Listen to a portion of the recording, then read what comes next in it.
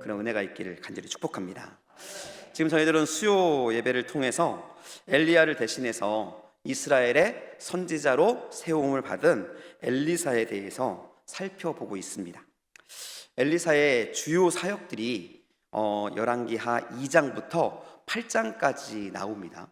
물론 엘리사는 13장에서 죽어요. 그런데 주요 사역들은 2장부터 8장까지에 이르러서 기록이 되어 있는데요. 그러한 엘리사의 사역들을 간단하게 요약하면 이렇습니다.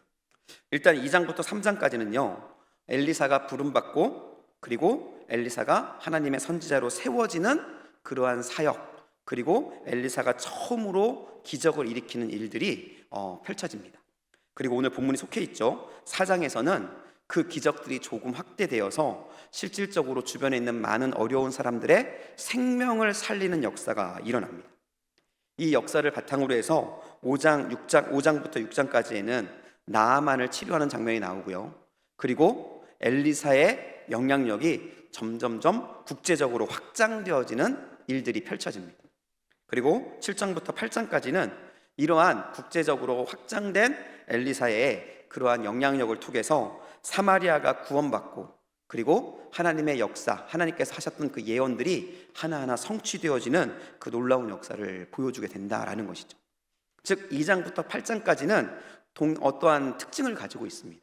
그것은 무엇이냐면요, 엘리사를 통해서 하나님께서 이루시는 사역이 점점점 그 지경이 확장되어서 하나님께서 꿈꾸셨던 이스라엘을 향한 목적, 이스라엘을 구원하고자 하는 목적을 하나하나 이루어가는 과정으로 우리에게 보여주고 있다라는 것이죠.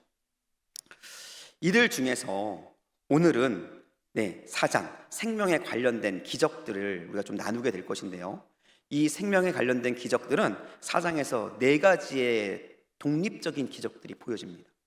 하지만 이 기적들은 한 가지 주제를 갖는데요, 모두 하나님께서 생명을 살리신다라는 그러한 전제를 우리에게 보여주고 있다라는 것입니다. 그리고 오늘 나눌 일반적으로 과부의 기름병 사건인데요, 이 사건은 하나님의 기적의 원리를 우리에게 보여주고 있다라는 것이죠. 저는 오늘 이 말씀을 통해서 여러 가지의 의미들이 담겨 있을 수 있지만, 그러나 그 중에서도 저와 여러분이 하나님의 기적을 경험하는 원리, 어떻게 하면 하나님의 기적을 경험할 수 있는지를 깨닫고 하나님의 기적을 경험하는 주인공으로 세워지는 은혜가 있기를 예수님의 이름으로 간절히 축복합니다. 오늘 본문은 먼저 어려움에 처한 한 여인, 과부를 우리에게 소개해 주면서 시작이 되어집니다. 우리 1절 말씀인데요, 함께 읽겠습니다. 선지자의 제자들의 아내 중에 한 여인이 엘리사에게 부르짖어 이르되, 당신의 종 나의 남편이 이미 죽었는데 당신의 종이 여호와를 경외한 줄을 당신이 아시는 바니이다. 이제 빚준 사람이 와서 나의 2 아이를 데려가 그의 종을 삼고자 하나이다 하니 라고 말합니다. 이 여인은 남편을 잃어버린 것 같아요. 그러니까 남편이 죽었죠. 그런데 이 남편이 죽은 것으로 끝난 것이 아니라 어떠한 이유에서인지는 모르겠지만 그 남편과 그 가족에 많은 감당할 수 없는 빚이 있었던 것 같습니다. 그래서 그 빚으로 인해서 너무나 어려운 삶을 살고 있었던 여인인 거예요. 그런데 이 빚이 근거가 되어서, 빚이 원인이 되어서 그에게 마지막 소망과도 같은 2 아들을 잃어버리게 된, 빼앗기게 되는 절체절명의 상황 속에, 위기 속에 놓이게 되었다라는 것이죠. 이것이 바로 오늘 소개되어지고 있는 여인의, 과부의 모습이었다라는 것이죠. 그런데 여기서 주목할 점이 있습니다. 그것은 바로 이러한 어려움 속에 있었던 이 과부, 이 여인이 엘리사를 찾아왔다라는 거예요. 여러분, 엘리사가 당시에 존경받는 선지자임은 분명합니다. 그러나 선지자에게 물질적인 풍요함은 없었습니다. 이 말은 무슨 말이냐면요, 지금 이 과부의 문제를 해결해 줄 수 있는 사람으로서 엘리사는 별로 매력적이지 않은 사람이었다라는 거예요. 그러기에 이 여인은, 이 과부는 도움을 얻기 위해서 도움이 될 만한 친척을 찾아가거나 혹은 재물이 많은 사람에게 도움을 구하거나 아니면 권력자를 찾아가야 했다라는 것이죠. 그런데 오늘 본문에 보니까요, 이 여인이 그들을 찾아간 것이 아니라 그들을 찾아갔다 안 돼서 엘리사를 찾아온 것이 아니에요. 그들을 찾아가고자 시도했던 것이 아니라 바로 엘리사를 찾아왔다라는 것이죠. 여러분, 이 여인이 왜 엘리사를 찾아왔을까요? 이것은 바로 이 여인이 가지고 있었던 신앙의 정체성 때문이었다라는 거예요. 이 여인은 남편이 따랐던 엘리사를 하나님의 종으로 인정하는 사람이었습니다. 그리고 이뿐만이 아니라 하나님의 역사를 신뢰하는 사람이었어요. 그래서 하나님의 사람인 우리의 가정을 구원해 주실 분, 그분은 하나님밖에 없습니다라는 믿음의 고백을 지금 엘리사를 찾아오는 이 상황을 통해서 지금 하나님께 사람들에게 고백하고 있었다라는 것이죠. 이 여인은 절망적인 상황 속에서도 그가 가지고 있었던 믿음의 정체성, 믿음에 대한 것들을 포기하지 않고 지키기 위해 힘쓰고 있는 모습을 우리에게 보여주고 있었다라는 거죠. 여러분, 이런 사람이 바로 믿음의 사람이라는 것이죠. 여기서 저는 저 자신에게 그리고 여러분에게 한 가지 질문을 하고 싶습니다. 이 질문은 누군가에게 하라는 게 아니에요. 답변을 누군가에게 하라는 것이 아니라 스스로에게 한번 답변해 보시라는 겁니다. 여러분은 어려움이 닥칠 때 가장 먼저 누구를 찾아가십니까? 혹은 여러분은 어려움이 닥칠 때 무엇을 가장 의지하십니까? 이 두 가지의 질문 가운데 우리는 답변할 수 있어야 한다는 것이죠. 이 질문의 답변에 의해서 우리가 믿음의 사람인지 믿음의 사람이 아닌지가 드러나게 되어진다라는 거예요. 여러분, 믿음은 우리 마음에 있는 게 아닙니다. 믿음은 우리의 행동에 있습니다. 우리는 일반적으로 믿음에 대해서 이야기할 때 우리 마음으로 믿고 라고 이야기를 하죠. 그러나 성경도 마찬가지고요. 실질적인 믿음의 역사는 입으로 시인하고 우리의 손과 발로 행해질 때 그때 그 믿음은 진정한 믿음으로 증명되어질 수 있는 것입니다. 저는 저와 여러분이 이런 믿음을 증명해내는 하나님의 사람으로 세워질 수 있기를 예수님의 이름으로 축복합니다. 이 여인이 지금 본인의 믿음의 정체성을 그 믿음을 지킬 수 없는 상황 속에서도 하나님의 사람인 엘리사에게 증명하고 보여주고 있는 것이다 라는 것이죠. 하나님께서는 이런 믿음의 사람을 통해 일하시는 거예요. 여러분, 이 믿음의 사람, 오늘 본문의 여인처럼 어렵고 힘든 상황 속에서 믿음을 가지고 하나님을 또는 하나님의 말씀과 하나님의 사람을 찾아 하나님의 믿음의 역사를 이루어가는 그 사람을 통해서 하나님의 역사는 이루어질 수 있다라는 것입니다. 저는 저와 여러분이 이런 믿음의 사람이 될 수 있기를 예수님의 이름으로 축복합니다. 오늘 분위기가 좀 제가 그래서 그럴까요? 되게 가라앉습니다. 우리 옆에 분들에게 좀 강하게 선포하겠습니다. 당신이 믿음의 사람입니다. 다시요, 너무 약해요. 오늘 좀 어렵습니다. 당신이 믿음의 사람입니다. 네, 바로 우리가 그 믿음의 사람이 되어야 하는 것이죠. 이렇게 믿음의 사람이었던 이 여인의 절박한 사정을 들은 엘리사의 반응 어땠을까요? 우리 2절 말씀입니다. 함께 읽겠습니다. 엘리사가 그에게 이르되 내가 너를 위하여 어떻게 하랴? 내 집에 무엇이 있는지 내게 말하랴. 그가 이르되 계집종의 집에 기름 한 그릇 외에는 아무것도 없나이다 하니 라고 대답합니다. 그러니까 여인의 그 믿음과 여인의 지금의 이 상황을 듣고 본 엘리사가 이 여인에게 질문하는 거예요. 뭐라고 질문하죠? 먼저는 엘리사가 그에게 이르되 내가 너를 위해 어떻게 해줄까? 라고 질문합니다. 사실은 이 질문은 좀 두 가지로 해석되어질 수 있습니다.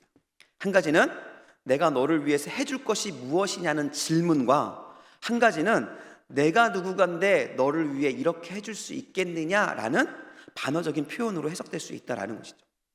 뭐 두 개가 어쨌든 관계없습니다. 그러나 분명한 것은 지금 이 여인의 절박한 상황을 지금 엘리사가 마음에 품었다라는 거예요.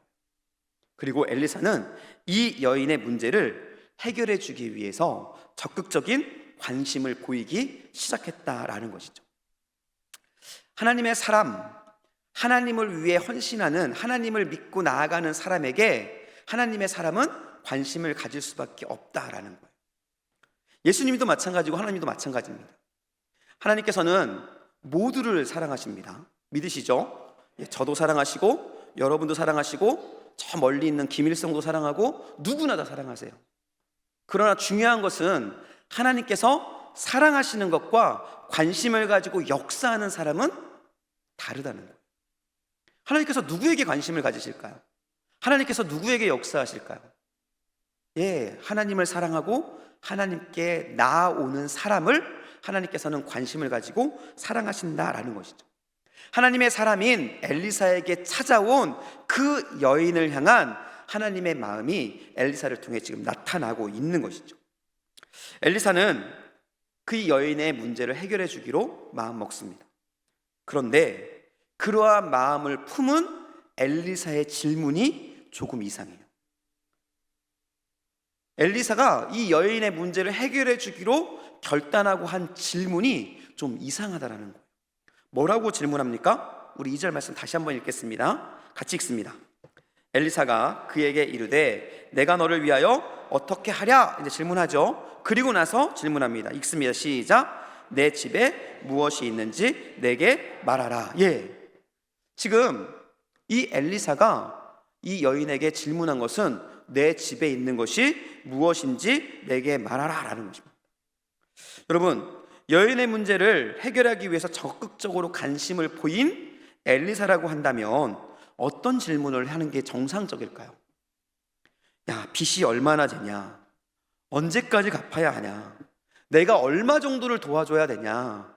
라는 것들을 질문하고, 그리고 이 여인 역시 이러한 질문과 이것에 대한 답변을 하는 것이 더욱 타당하고 자연스러운 전개라는 것이죠.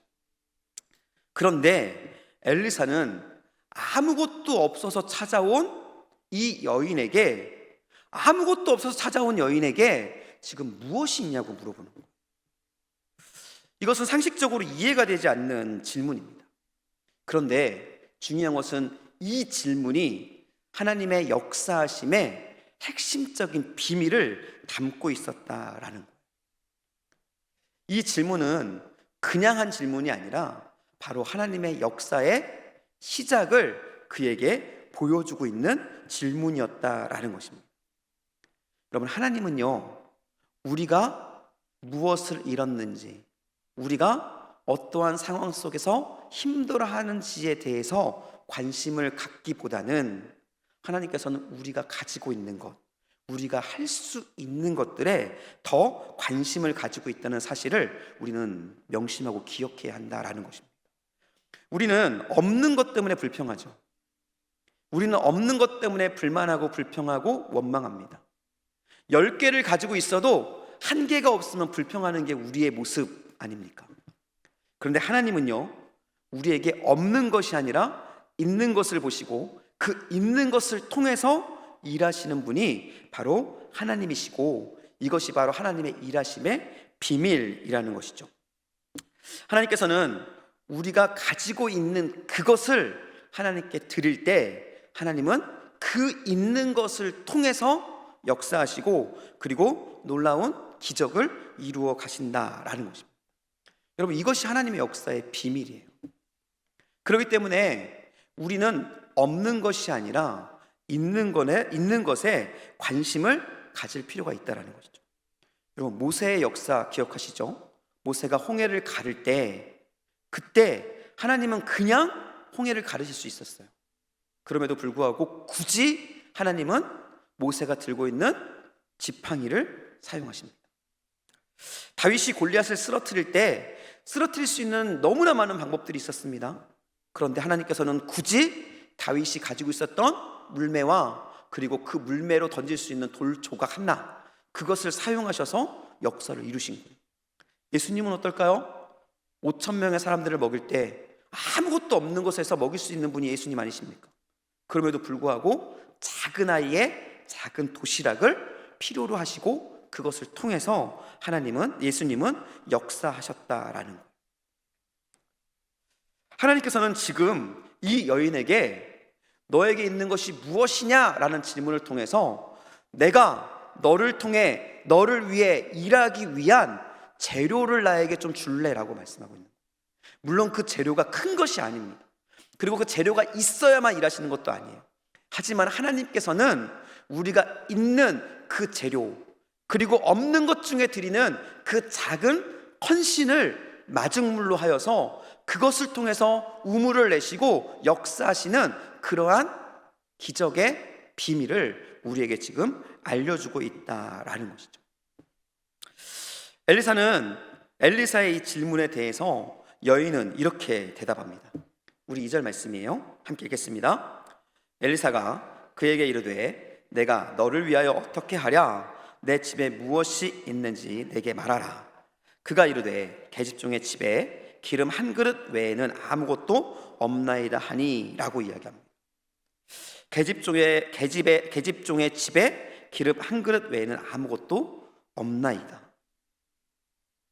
이 계집종은 지금 엘리사의 질문에 대한 의도나 그런 것들을 파악하지는 못했을 겁니다.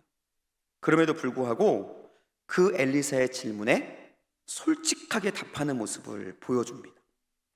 그런데 여러분 아시죠? 때로는 솔직하게 이야기하는 것에는 굉장한 용기가 필요합니다. 내가 있는 그것을 그대로 말할 수 있다는 것은 엄청난 용기가 필요하다라는 것이죠. 하나님의 사람 엘리사 앞에서 기름 한 그릇 외에는 아무것도 없습니다라고 고백할 때 이 여인의 마음이 어땠을지 한번 여러분 생각해 보십시오. 다른 사람들과 비교되면서 지금까지 고작 기름 한 그릇밖에 없는 나 자신의 모습을 그대로 고백할 때 얼마나 자존심이 상했을지 여러분들이 아실 거라고 저는 생각이 됩니다. 우리 스스로가 솔직하게 어떠한 것들을 누군가에게 고백하는 것에 대해 매우 어려워하고 힘들어하는 모습과 이 여인의 모습은 동일한 것이죠. 아마도 이 여인은 나에게 초라한 것밖에 없고 하나님의 사람 앞에 내가 보여줄 것이 무엇이 있을지, 내가 이렇게 가난하는 것 때문에 혹시 내가 버림을 받진 않을까? 라는 여러 가지 생각들로 아마 별의별 생각들을 할 수밖에 없는 상황이었다라는 것이죠.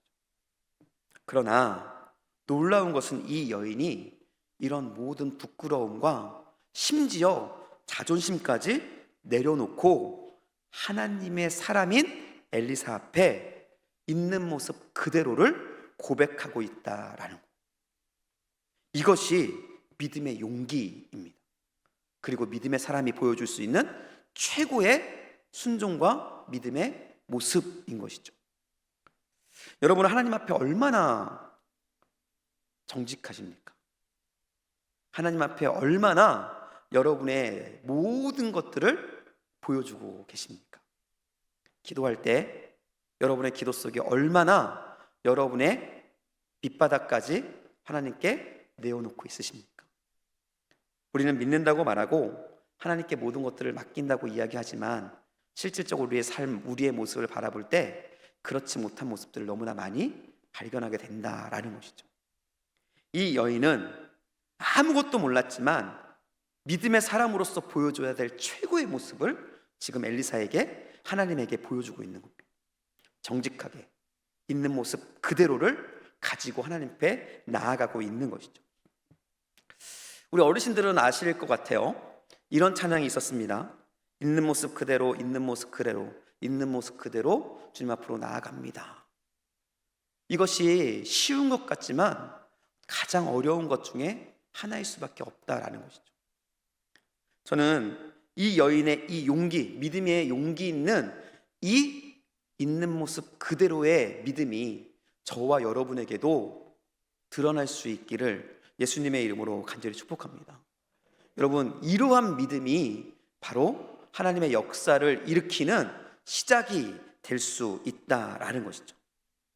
이렇게 하나님 앞에 있는 모습 그대로 나아갔을 때 하나님께서는 기적을 이루시기 시작하십니다. 여인의 이 솔직의 대답을 듣자마자 엘리사를 통해 일하시는데요, 엘리사는 이 여인에게 구체적으로 어떻게 하면 이 문제를 해결할 수 있는지에 대해서 말씀해 줍니다. 우리 3절과 4절 말씀입니다. 함께 읽겠습니다. 이르되 너는 밖에 나가서 모든 이웃에게 그릇을 빌리라. 빈 그릇을 빌리되 조금 빌리지 말고 너는 내 두 아들과 함께 들어가서 문을 닫고 그 모든 그릇에 기름을 부어서 차는 대로 옮겨 놓으라 하니라 라고 말합니다. 이 여인을 향해서 엘리야의 지시를 요약하면 한 4가지 정도로 정리할 수 있습니다. 첫 번째는 밖에 나가서 모든 이웃에게 그릇을 빌리라는 거예요. 그리고 빈 그릇을 빌리되 조금 빌리지 말고 많이 빌리라는 거죠. 그리고 문을 닫고 이 역사를 이루라는 거예요. 사실은 이 하나하나에도 각가지의 의미들이 담겨 있습니다. 예를 들면 밖에 나가서 모든 이웃에게 그것을 빌리라는 것은 본인의 자존심을 내려놓으라는 것이고요, 즉 하나님의 말씀에 순종함을 의미합니다. 문을 닫고라는 것은 다른 사람을 의지하는 것이 아니라 누구만을 바라보는 것일까요? 오직 이 일을 이루실 하나님만을 바라보는 모습들을 상징적으로 보여주고 있다라는 것이죠. 그러나 이런 의미가 모여서 우리에게 말해주고 싶은 것은 결국 여인에게 있는 유일한 것, 즉 여인이 드렸던 그 기름 한 그릇을 마중물로 큰 기적을 이루시고자 하시는 하나님이 준비하고 있는 것을 우리에게 보여주고 있었다라는 것입니다. 여기서 또 놀라운 점이 하나 있어요. 그것은 바로 이 여인이 엘리사의 지시에 대해서 이것을 통해서 무엇을 할 수 있습니까? 이것이 나의 문제를 어떻게 해결해 줄 수 있습니까? 라는 이해를 전혀 구하지 않고 있다는 거예요. 이해가 되지 않고 무엇을 하라고 하는지도 모르는 상황 속에서도 불구하고 이 여인은 그저 하나님의 사람의 말씀이기에 철저하게 그 말씀에 순종하는 모습을 우리에게 보여주고 있다라는 것이죠. 우리 5절 말씀입니다. 여인이 물러가서 그 두 아들과 함께 문을 닫은 후에, 이 말이 무슨 말일까요? 하나님의 사람 엘리사가 지시한 그 모든 것을 이 여인과 아들들이 행했다라는 것을 보여주고 있는 거예요. 많은 그릇들, 빈 그릇들을 모아서 그들이 집 안으로 들어가 문을 닫은 것이죠. 그리고 나서 비로소 그들에게 주어진 마지막의 지시사항을 따르기 시작합니다. 그것은 바로 그들이 가지고 있었던 한 그릇의 기름을 다른 그릇에다가 붓는 거였어요. 여러분, 이때 처음 이렇게 붓기 시작할 때 이 여인의 마음이 어땠을까요? 기름을 다른 기름에 붓는다고 해서 어떤 변화가 있을까요?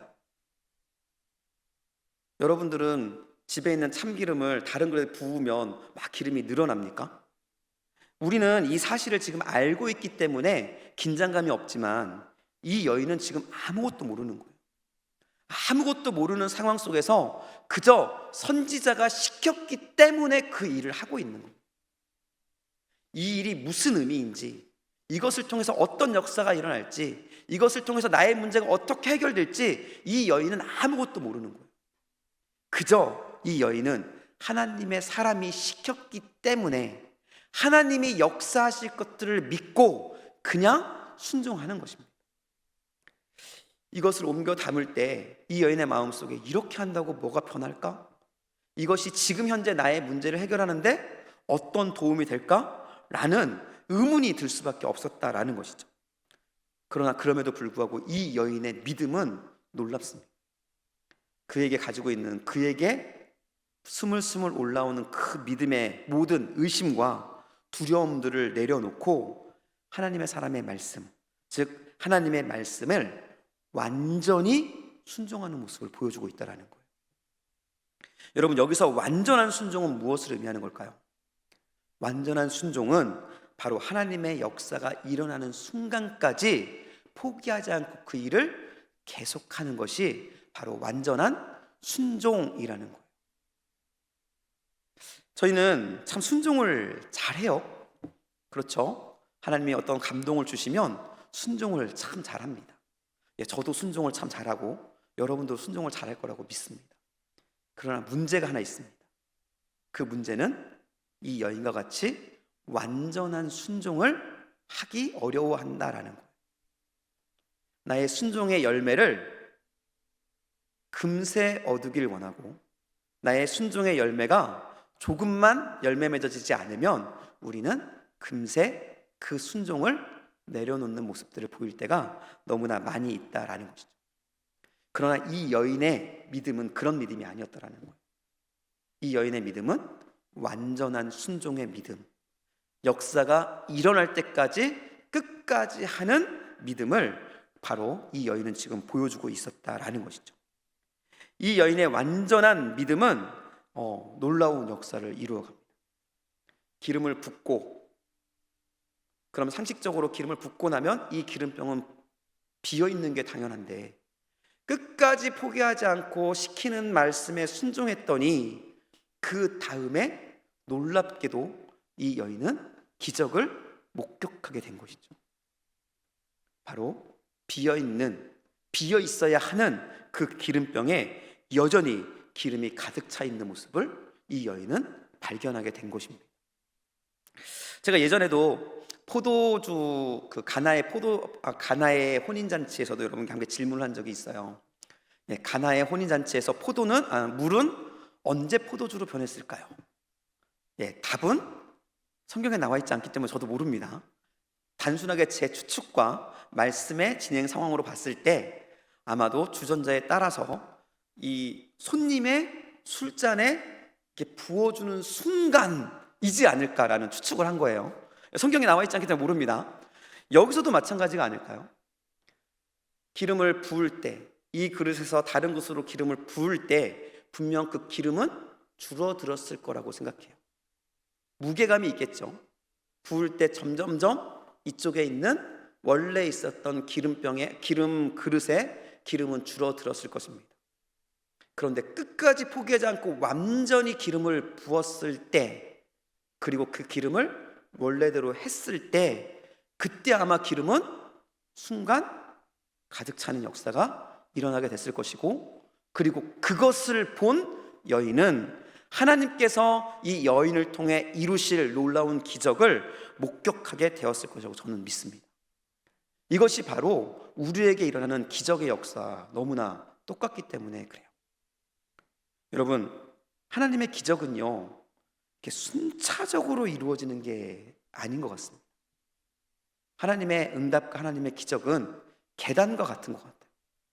그냥 아무것도 없다가 어느 순간 하나님의 때가 되었을 때, 우리의 순종이 채워졌을 때, 하나님의 때가 채워졌을 때 순간 일어나는 그러한 일들로 우리에게 다가오고 있다는 것이죠. 오늘 이 여인의 순종은 그때까지 순종했던 완전한 순종이었고, 이 순종이 놀라운 역사를 목격하고 경험할 수 있도록 했다라는 것입니다. 여러분, 하나님의 역사, 하나님께서 요구하신 아무것도 없는 중에 드렸던 작은 헌신, 한 그릇의 기름, 그것이 마중물이 되고 그 마중물을 통해서 일하시는 하나님 말씀에 순종했던 이 여인의 완전한 순종이 결합했을 때 하나님의 놀라운 기적은 일어나게 되었다라는 것이죠. 여러분, 이 기적은 놀라운 결과를 이루어냅니다. 우리 7절 말씀입니다. 함께 읽겠습니다. 그 여인이 하나님의 사람에게 나아가서 말하니 그가 이르되 너는 가서 기름을 팔아 빚을 갚고 남은 것으로 너와 내 두 아들이 생활하라 하였더라. 이 여인은 빚으로 인해서 아들들을 빼앗기는 것들만을 하나님께 구했는데 어떻습니까? 이 여인의 빚이 모두 청산됨으로 인해서 아들을 지키는 것은 물론 앞으로의 여정 가운데 그들의 삶까지도 책임지시는 하나님의 놀라운 역사를 이 여인은 경험하게 되었다라는 것이죠. 여러분, 하나님의 해결, 하나님의 응답은 이렇게 완전한 것입니다. 단순하게 당시에 어떠한 상황을 모면하는 것이 아니라 새로운 기적과 시작을 열어주시는 그 모습들을 우리에게 보여주고 있다라는 것이죠. 이것이 바로 하나님의 기적의 비밀이고 하나님의 기적의 방식이라는 것입니다. 완전하고 충분한 해결책, 우리가 더 이상 부족함이 없을 만한 그 놀라운 기적을 우리에게 부어주시는 그분이 바로 하나님이시다라는 거예요. 여러분, 이 기적의 주인공들이 될 수 있기를 예수님의 이름으로 축복합니다. 여러분, 그러기 위해서 우리가 어떻게 해야 될까요? 이미 지금까지 말씀을 통해서 여러분들은 이미 그 비밀을 알게 되었습니다. 이 여인이 했던 두 가지. 첫 번째는 나에게 있는 그것을 하나님께 드리는 것이죠. 없는 것에 집중하지 마십시오. 나에게 있는 것을 작은 것이라 할지라도 주님께 드리고, 두 번째는 뭘까요? 그 드린 것을 통해 일하시는 하나님의 말씀에 순종해야 되는데, 그냥 순종이 아니라 어떻게 순종이요? 완전하게 순종하는 이 모습이 우리에게 보여질 때 우리를 통해서도 이 여인과 같은 놀라운 기적은 일어날 수 있다라는 것입니다. 저는 저와 여러분에게 이러한 놀라운 기적이 경험될 수 있기를 예수님의 이름으로 간절히 소원합니다. 하나님께서는 오늘 우리에게도 문제 가운데 무릎 꿇고 주님께 나와 주님께 우리의 부족함을 구하는 저와 여러분들에게도 이렇게 질문하시고 있어요. 이 문제를 해결하기 위해서 내가 무엇이 있는지 내게 말해라. 주님께서는 이것을 내가 어떻게 해결해 줄게 라고 말씀하시는 것이 아니라 내가 너에게 있는 것이 무엇이니? 라고 우리에게 질문하고 있다는 것입니다. 여러분, 절대 저에게 아무것도 없습니다 라고 말씀하지 마십시오. 절대로 저는 아무것도 쓸모없는 사람입니다 라고 말씀하지 마십시오. 다른 사람에 대해서 부족합니다 이런 말도 하지 마십시오. 그저 여러분이 가지고 있는 작은 것, 그것을 하나님께 드리면 됩니다.